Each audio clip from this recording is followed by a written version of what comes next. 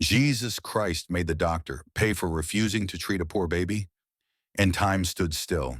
The baby stopped breathing in his mother's arms beneath the harsh white lights of a private ER. A nurse froze. A monitor screamed. And behind the intake desk, the doctor never looked up from his phone. Insurance first, he said. Flat practice final. The mother begged. The baby's lips turned blue. Time felt thin, stretched to the breaking point. Minutes later, the hospital went dark in the middle of emergency surgery. Not a flicker gone. No generators. No monitors. Just a silence so heavy it pressed against every chest in the corridor.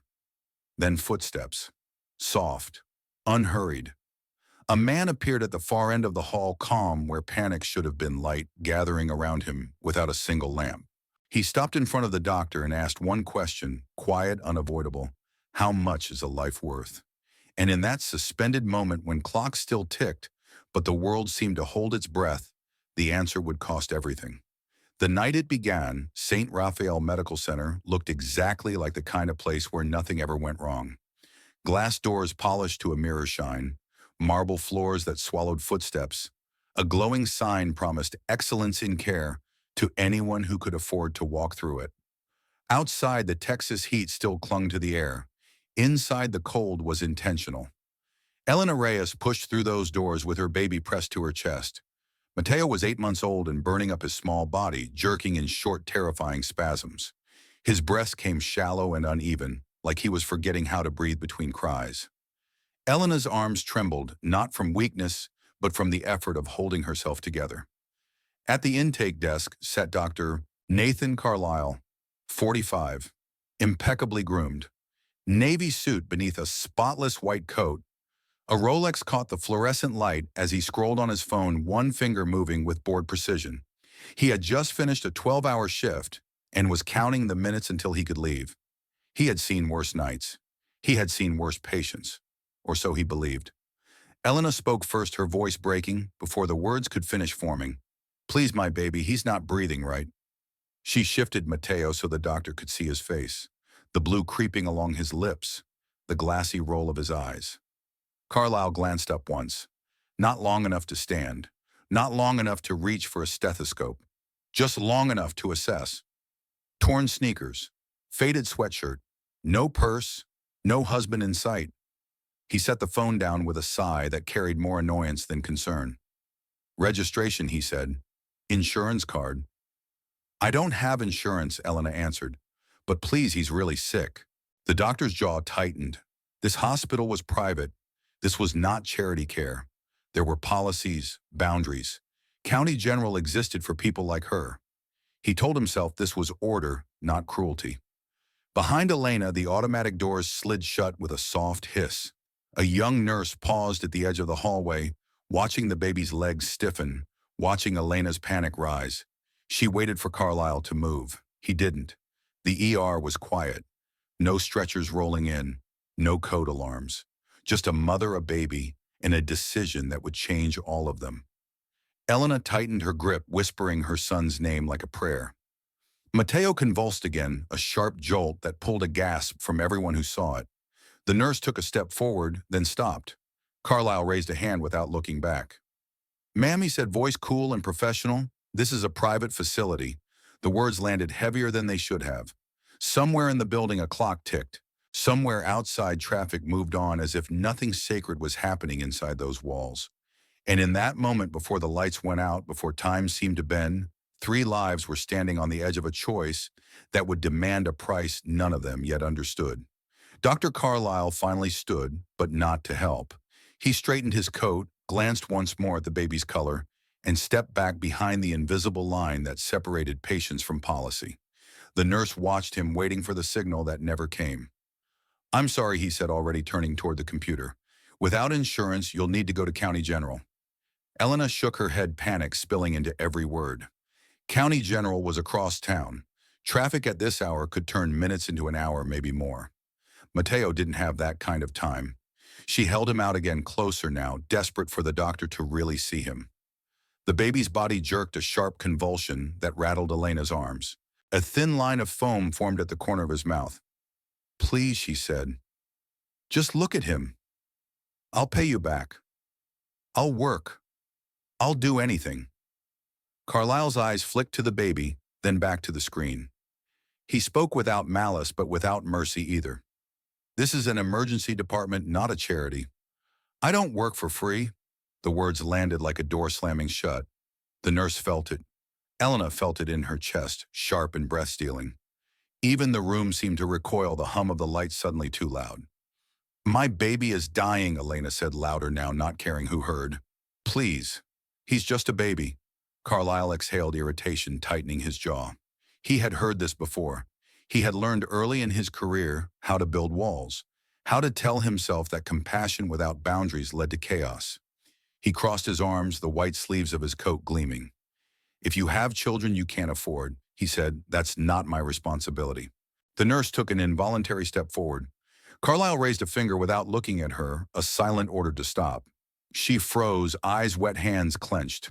One complaint, one report, one lost job. The hospital was very clear about that.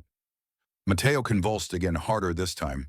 Elena screamed his name, her voice cracking as she pressed his head against her shoulder, trying to shield him from something she couldn't see. She begged God out loud, begged the doctor in front of her, begged the empty air. Carlyle reached for the phone on the desk. If you don't leave, he said calmly, I'll have security escort you out. You're disturbing other patients. There were no other patients, just a mother and a child being erased in real time. Something inside Elena broke, not loudly, not all at once, but enough. She backed away, clutching Matteo to her chest. The nurse whispered, I'm sorry, though. She didn't know if Elena heard it. The automatic doors slid open as Elena stumbled toward them, and the cool, controlled world of St. Raphael pushed her back out into the night. Behind her, the doors closed with a soft, final sound. Dr. Carlyle sat back down. He picked up his phone. Another notification. Another minute of his life preserved exactly as it was. Outside, Elena ran, barely aware of where her feet landed, barely aware of the tears blurring the lights ahead. All she knew was that a door had been shut, and whatever came next would not ask for insurance. The night swallowed Elena the moment she crossed the parking lot. The glass doors sealed behind her, muting the sterile hum of the hospital and replacing it with the raw sounds of the city engines passing a distant siren, the buzz of streetlights. Matteo lay heavy in her arms now, his body limp between spasms, his breaths thin and uneven. The silence between each breath terrified her more than the cries ever had. She looked back once. Through the glass, the lobby glowed, untouched, orderly, indifferent. No one followed. No one called her back. Inside, life continued under bright lights and clean rules. Outside, she was alone. Elena staggered toward the curb, waving at passing cars. Headlights swept over her face and kept moving. To drivers, she was just another problem. They didn't have time for a disheveled woman clutching a bundle, eyes wild, clothes stained. One car slowed, then accelerated. Another honked in irritation as it passed. Someone shouted something she couldn't hear, or maybe didn't want to. She felt the judgment before she understood it. The look said the same thing the doctor's words had said. This is your fault. You chose this life. You chose this child. Deal with it. Matteo's body jerked again, a violent tremor that nearly pulled him from her grasp. Elena pressed her cheek to his burning forehead, whispering his name over and over, as if repetition alone could anchor him to this world. Her prayers came out, tangled half words, half sobs, addressed to a God she wasn't sure was listening anymore. Across the street, a security guard leaned against a post watching. He shifted his weight, looked away, pretended not to see. At the hospital entrance, the young nurse stood frozen just inside the doors, hands clasped so tightly her knuckles had turned white. She wanted to run. She wanted to scream at someone. But the rules pressed down on her too. Bills, rent, a family depending on her paycheck. Compassion had consequences here. Elena felt smaller with every step, as if the world itself were shrinking her down to something easily ignored. She remembered other nights standing at a bus stop with Matteo wrapped in a thin blanket, people inching away from her, co-workers whispering when they saw her swollen belly months before.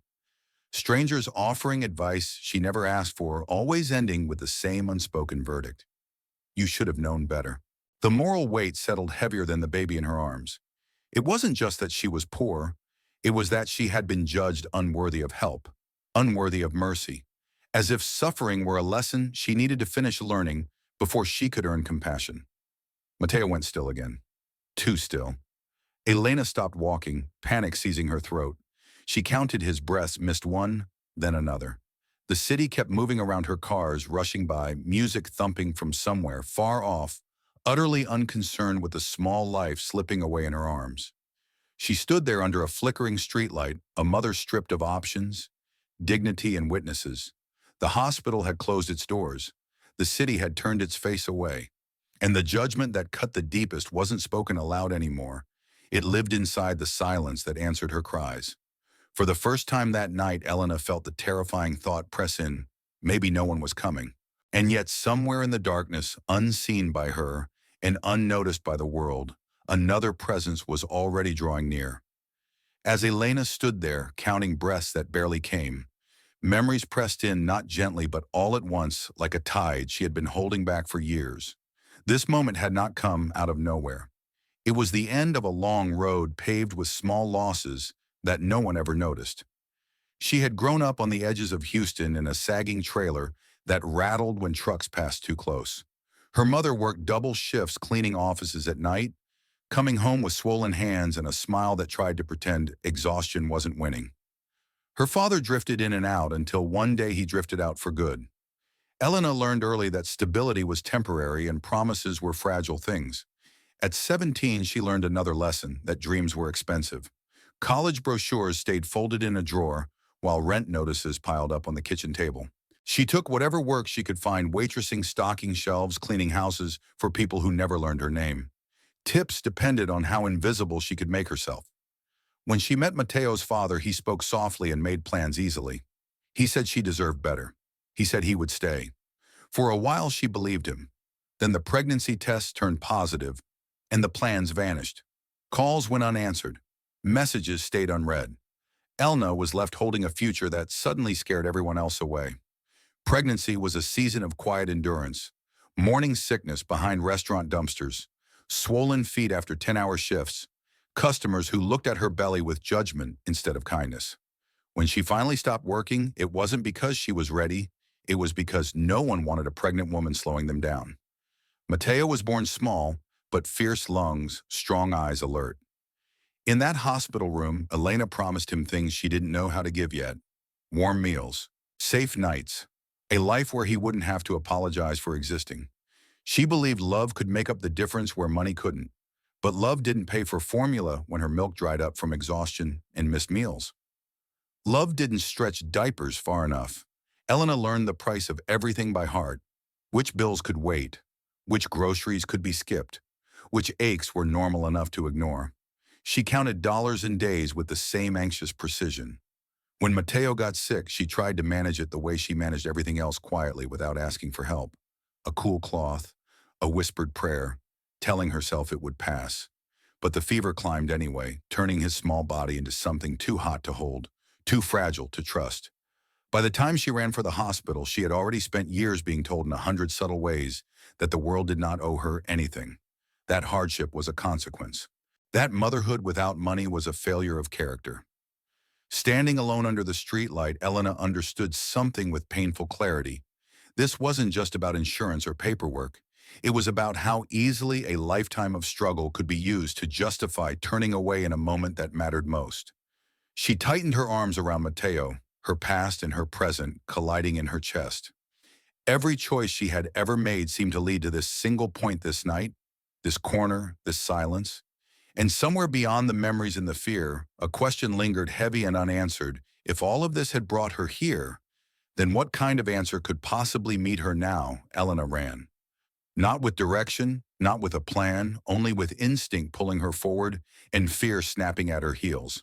The parking lot blurred into sidewalks, the sidewalks into long, indifferent streets. Streetlights passed overhead, like slow witnesses illuminating her just long enough for the city to recognize her distress and look away. Cars rushed by in steady streams.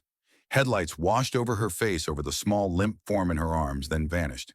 She waved, shouted, begged with a voice already hoarse from crying. No one stopped. A rideshare slowed at the curb. The driver's eyes flicked to the baby, then to Elena's shaking hands, and the car pulled back into traffic. Somewhere, music thumped behind rolled-up windows. Somewhere else, laughter spilled out of a bar. The night was full of life that had nothing to do with hers. Mateo's head lolled against her shoulder. His breathing came in faint, uneven pulls, as if each breath were a decision he might not make again. Elena pressed her cheek to his forehead, burning hot, whispering his name over and over, counting steps the way she counted seconds. Don't stop. Don't fall. Don't let go. She reached an intersection and froze at the red light. It felt cruel, almost deliberate. Cars crossed in front of her drivers, impatient horns sharp. She stepped off the curb anyway, forcing herself forward. A truck slammed its brakes, the driver shouting obscenities that dissolved into the noise behind her. Elena didn't turn back. She couldn't afford to feel shame now. Her legs ached, lungs, burning arms, numb from holding Mateo too tightly. Sweat and tears mixed on her face. She prayed aloud without realizing it, broken sentences lifted into the air. Jesus, please. Not my baby. Please see us. The words didn't feel polished enough for a miracle, but they were all she had. At a bus stop, a small group of people waited under the shelter's light. They watched her approach, then subtly shifted away, creating space as if fear were contagious. One woman covered her mouth, eyes wide, but said nothing. Another man stared at his phone, scrolling faster. Elena passed them without slowing, carrying her emergency past their silence. The city seemed designed to test endurance. Long blocks with no help. Closed storefronts with metal grates pulled down like clenched fists. A convenience store glowed in the distance. She banged on the glass, shouting for help. The clerk looked up, shook his head, and pointed to a sign closed. Mateo convulsed again, a small, violent jolt that nearly sent Elena to her knees. She caught herself on a light pole, gasping, heart-hammering. For a moment, the thought pressed in too heavy to ignore that she might be too late, that all her running would end here under buzzing lights and empty skies. Around her, the city kept moving, uncaring and efficient. Schedules were kept. Routes were followed. Rules were obeyed. There was no space built into the system for a mother running out of time. Elena pushed off the pole and ran again, slower now, desperate not to drop what mattered most. The distance ahead felt endless. The night offered no answers, no mercy, only the cold truth that she was unseen. And yet, just ahead, at the edge of a dimly lit block where the shadows grew deeper, something waited. Not an ambulance, not a crowd, just a quiet interruption in the city's indifference, one that would change the direction of her steps and everything that followed. At the end of the block, where the street narrowed and the noise thinned, Elena finally slowed. Her legs refused to carry her any farther.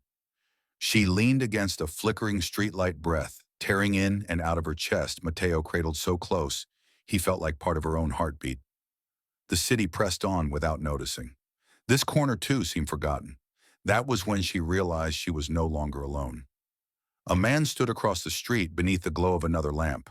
He looked ordinary enough: jeans, a long-sleeved shirt, nothing that suggested importance or urgency. He wasn't checking a phone. He wasn't rushing past. He was simply there, watching with an attention that felt different from the stares Elena had endured all night. There was no fear in his eyes, no judgment, only a steady, unmistakable concern. He crossed toward her without haste, as if time had loosened its grip around him. "Are you okay?" he asked. His voice was calm, grounded, the kind that didn't compete with panic, but quietly displaced it. Elena tried to answer and failed. The words tangled in her throat. She held Mateo out instinctively, a final plea she had repeated to strangers who turned away. "My baby," she managed. "He's dying. I need a hospital. I can't." Her knees buckled. The man caught her elbow, firm and gentle, keeping her upright. "Breathe," he said, not as a suggestion, but a promise. Slowly. She obeyed without understanding why. He looked at Mateo, really looked, then placed his hand lightly on the baby's forehead. It wasn't dramatic. There was no flash, no spectacle. But Elena felt it all the same. A warmth that didn't burn, a steadiness that seemed to settle the air around them. "High fever," the man said quietly. "He's been sick for hours." Elena stared at him. She hadn't told him that. She hadn't told him anything. Shame rose in her chest, sharp and reflexive. "I went to a hospital," she whispered. "They wouldn't help me." The man nodded, as if he already knew, as if he had been there. "The county hospital is too far," he said. But there's a clinic nearby, 3 blocks that way. He pointed down the street. Hope Community Clinic. Dr. Rivera is on call tonight. Elena shook her head weakly. I don't have money. You won't need it, he replied. Go now. Something in his certainty cut through her doubt. She clutched Mateo tighter. How do you know they'll help me? The man smiled, not wide, not triumphant, but knowing. Because every child deserves to live, he said, and some people remember that. Elena wanted to ask his name, wanted to ask how he knew where to be, what to say, why he wasn't afraid. But Mateo shuddered again, a small reminder that time was still moving, even if it felt suspended. She turned to go. After 2 steps, she looked back. Wait, she called. Thank you. The street was empty. The man was gone, as if the night had folded him back into itself. No footsteps fading, no shadow retreating, just the hum of the streetlight and the sudden certainty settling in Elena's chest that she had been seen, truly seen, at the exact moment she needed it most. She didn't yet dare to say the name forming quietly in her heart. But later, when she would remember the warmth of that hand, the calm of that voice, and the way hope had re-entered the world beneath a broken street lamp, she would know the truth. Jesus Christ had met her there, not in glory, not in thunder, but in the simple form of a stranger who refused to walk past suffering. Hope Community Clinic sat between 2 aging brick buildings, its blue sign humming softly above a narrow doorway. It didn't look like a place where miracles happened. The paint was chipped. The waiting chairs were plastic and mismatched. But the lights were on, and that was enough. Elena burst through the door with Mateo pressed to her chest. Her shoes skidded on the worn tile as her voice finally broke free. Please, my baby, please help. The words echoed down the hallway, thin with exhaustion. At the end of the corridor, an older man looked up from an exam room. Dr. Samuel Rivera had been finishing paperwork, his glasses perched low on his nose, his gray hair flattened from a long shift. He took one look at the baby's color and didn't ask a single question about insurance forms or payment. Bring him here, he said, already moving. Everything that followed happened fast. Rivera cleared the exam table with one sweep of his arm and gently laid Mateo down. A thermometer beeped 40 degrees Celsius. Too high, dangerously high. The doctor's hands moved with calm precision, listening to the baby's chest, checking reflexes, opening his mouth.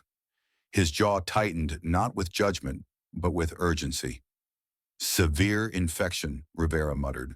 Another hour and this could have gone very wrong. Elena swayed where she stood. Someone guided her to a chair before her knees gave out. A nurse, thin-tired, kind-eyed, hung an IV bag while Rivera prepared antibiotics. Cold packs were placed along Mateo's neck and legs.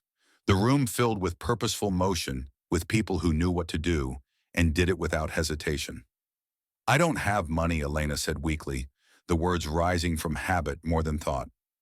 I can pay later. I can work. Rivera didn't look up. We treat first, he said.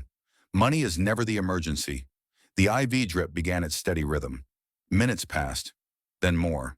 Mateo's convulsions slowed, then stopped. His breathing evened out, shallow at first, then stronger. Color crept back into his cheeks, faint but unmistakable. Elena watched every change as if afraid blinking might undo it. When Mateo finally opened his eyes, dull, unfocused, but alive, her chest collapsed inward. She sobbed, covering her mouth with both hands, years of fear and restraint breaking all at once. Rivera placed a reassuring hand on her shoulder. He's going to be okay, he said quietly. You got him here in time. Time. The word echoed. Elena thought of the streetlight, the stranger's voice. Go now. Mateo slept after that, his small body relaxed against the thin clinic blanket. Rivera returned with a brown paper bag and set it beside Elena's chair. Inside were antibiotics for 7 days and 2 cans of infant formula. These were donated, he said gently. Take them, and bring him back tomorrow so I can check him again. Elena nodded, unable to speak. As she gathered her things, Rivera paused, curiosity finally surfacing. How did you find us, he asked. Elena hesitated. A man told me, she said. On the street. Rivera smiled faintly as if he had heard variations of that answer before. This city has a way of sending help when it's needed, he said. Sometimes it just doesn't look the way we expect. Elena stepped back into the night holding a living child. The city hadn't changed. The streets were still rough. The future was still uncertain. But something essential had shifted. The miracle hadn't come with thunder or spectacle. It came with open doors, steady hands, and compassion that asked no questions. And that was enough to save a life. 2 weeks later, life appeared to have settled back into its familiar rhythm. Mateo slept through the night again. His fever never returned. Elena carried him through her days with a new tenderness, as if every breath he took were a fragile gift she was still afraid to unwrap. Then one afternoon, the sound of sirens cut through the air. Elena was standing near a bus stop when an ambulance tore past lights, flashing urgency unmistakable. Close behind it raced a black luxury sedan, weaving through traffic with reckless impatience. Something about the car made her stomach tighten. The make, the color, the way it followed the ambulance like a shadow that refused to fall behind. As the vehicles disappeared down the street, Elena felt a pull she couldn't explain. Minutes later, another siren echoed, this one closer, louder. She turned and saw the same ambulance screeching to a stop outside St. Raphael Medical Center, the private hospital where the doors had been closed to her. Elena crossed the street slowly, Mateo asleep against her chest, drawn forward by a quiet unease. The sedan skidded into the drop-off lane. Its driver's door flew open and Dr. Nathan Carlisle stumbled out. He didn't look like the man behind the intake desk anymore. His coat was wrinkled, his hair disheveled, his face drained of color as paramedics rushed past him with a small stretcher. On it lay a little girl no older than 5, her blonde hair matted with blood, her body frighteningly still. "That's my daughter Carlisle," shouted his voice cracking. "Please, please save her." The words hit Elena like a physical blow. Inside the hospital, the air was chaos. Nurses ran. Orders were shouted. Carlisle followed the stretcher down the hall, tears streaking his face, his composure stripped away with brutal efficiency. He was no longer the gatekeeper of policy. He was just a father watching the world tilt out from under him. Elena stood near the entrance, frozen, the cruel symmetry of it all pressed in on her chest. 2 weeks ago, she had begged in this same building. 2 weeks ago, her baby's life had been weighed and found wanting. Now the balance had shifted. A surgeon emerged from the operating wing and spoke to Carlisle in hushed, urgent tones. Elena couldn't hear the words, but she saw the effect. Carlisle's knees buckled. He slid down the wall, covering his face with shaking hands. In that moment, the question rose uninvited in Elena's mind. Is this justice? The universe settling its accounts. The debt coming due. She should have walked away. No one would have blamed her. Instead, she stepped closer. Carlisle looked up and saw her. Confusion flickered across his face, then recognition struck like lightning. His eyes widened, horror and shame flooding in as memory caught up. "You," he whispered. "You're Elena," she said softly. "And this is my son." She shifted Mateo slightly so Carlisle could see him sleeping warm and whole. His breath hitched. "I'm sorry," he said, the words barely audible. I didn't know." Elena didn't interrupt. She sat down on the cold floor beside him, her back against the same wall, sharing the same helpless weight. "My baby lived," she said quietly. "Another doctor helped us." Carlisle bowed his head, shoulders shaking. For the first time, the truth settled fully into him, not as policy, not as abstraction, but as terror he now knew by heart. The hallway stretched on in silence. 2 parents, 2 children, one building that had judged one life priceless and another disposable. And somewhere beyond the sterile walls of St. Raphael, something unseen had begun to turn slowly, deliberately opening a door that could no longer be shut. The hours stretched thin in the hallway of St. Raphael, measured not by clocks, but by footsteps and prayers whispered under breath. Elena could have left at any moment. No one would have noticed. No one would have stopped her. Yet she remained seated on the cold tile beside the man who had once stood above her with crossed arms and closed doors. "Doctor," Carlisle paced in short, frantic loops, running his hands through his hair until it stood on end. Every few minutes, he stopped staring at the operating room doors, as if willing them to open by force of fear alone. His daughter's name slipped from his lips again and again, breaking apart before it reached the floor. Elena watched him quietly. She recognized the rhythm of his panic, the helpless calculations, the bargaining with God, the desperate hope that if he stayed alert enough, faithful enough, something might change. 2 weeks ago, those same emotions had torn through her chest in this very building. A nurse passed with a paper cup of coffee and paused, unsure who it was for. Elena reached out and took it, then held it up to Carlyle. He looked at the cup as if it were an object from another world. "You should drink something," she said.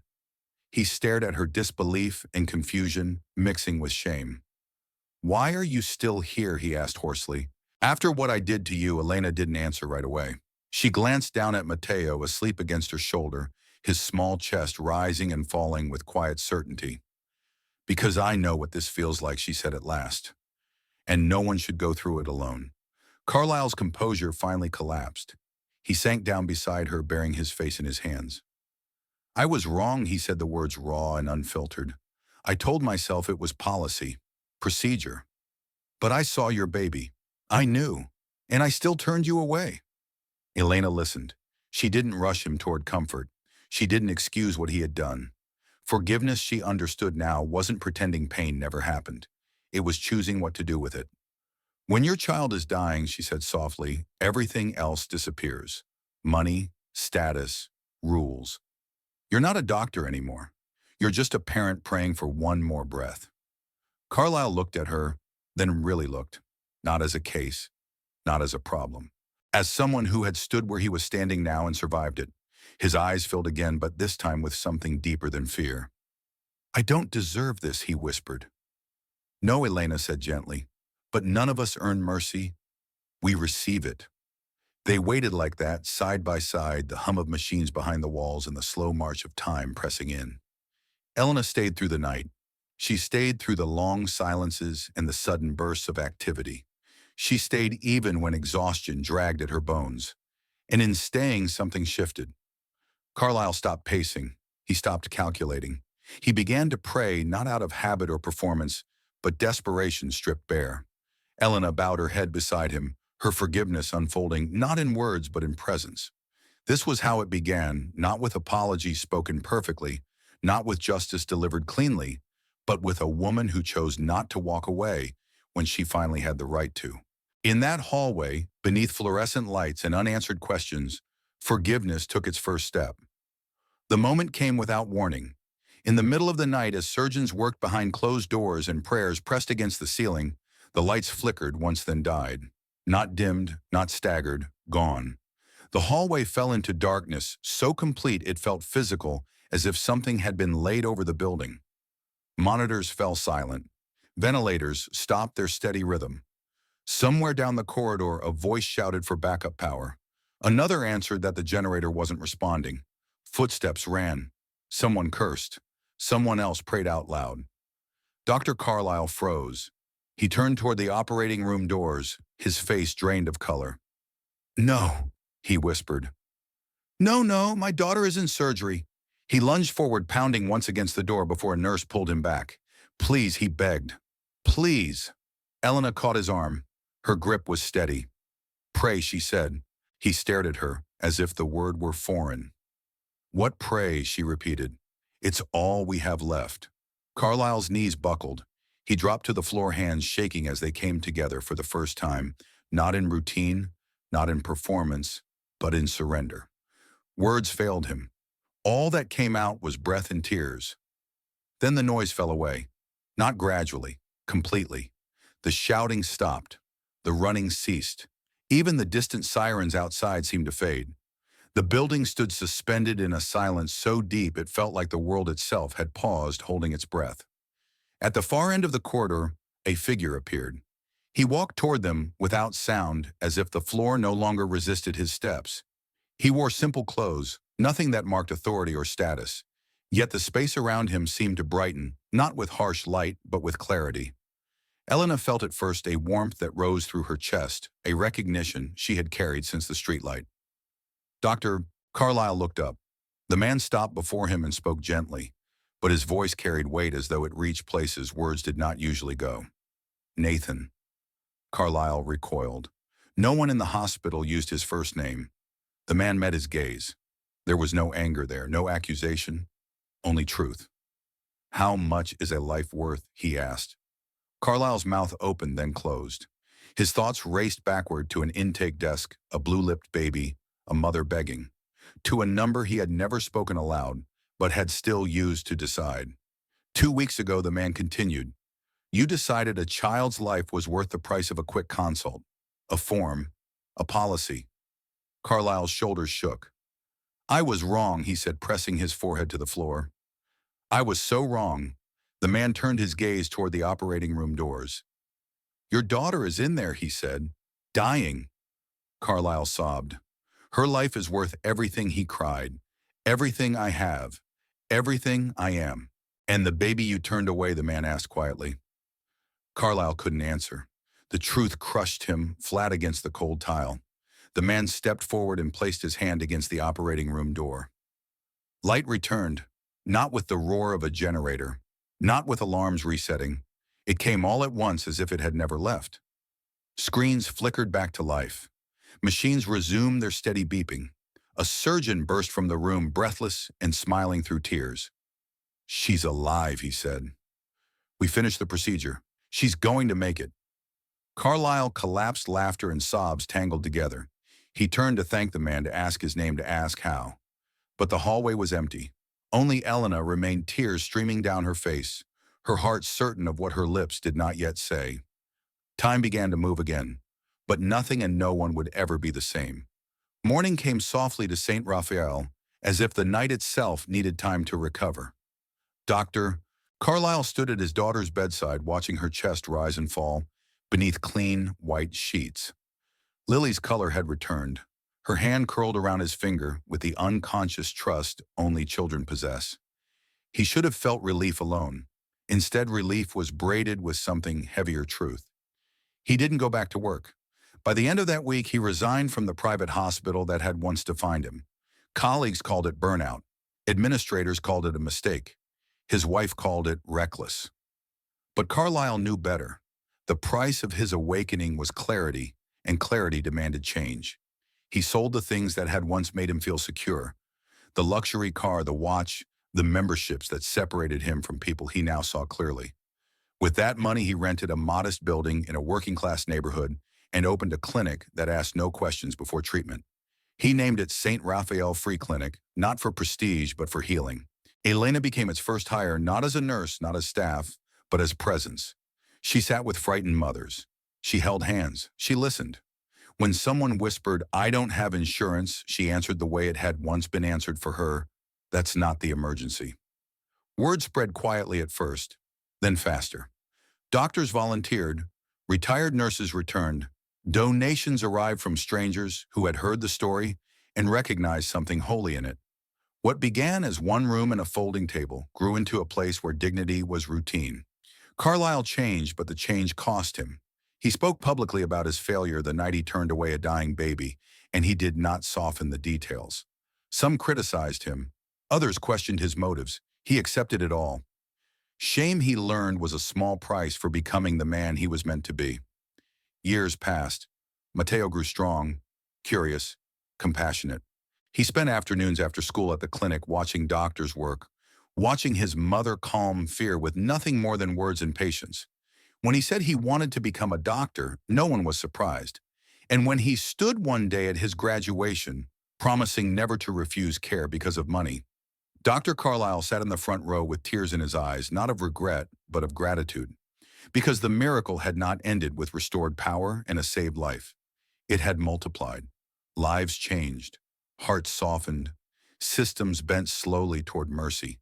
And somewhere in the quiet moments between patience, between prayers, there remained the sense that none of it had been accidental.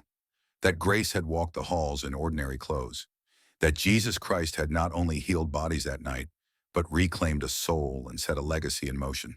If this story stirred something in you, if it reminded you that compassion still matters, that mercy still costs something, and that change is always possible, then stay with us. Subscribe to Jesus Christ Encounters and join a growing community that believes faith is not just something we talk about, but something we live.